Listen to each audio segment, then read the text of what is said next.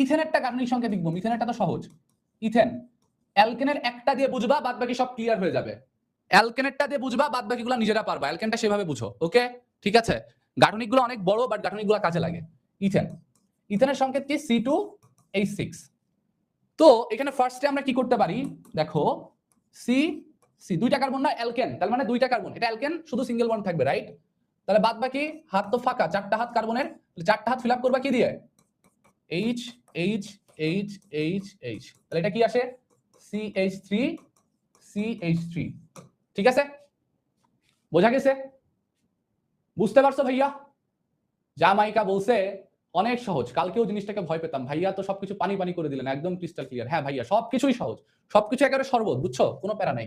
এটা বুঝছি না, এটা বুঝছি, এটুকু বুঝছি। এই ভাইয়ারা, এটুকু বুঝছি, এই গাঠনিক সংকেত বুঝছি, এতটুকু বুঝতে পারছি গাঠনিক সংকেত, বলো না? ইথেন C2H6, এটা তো দেখে আসছি।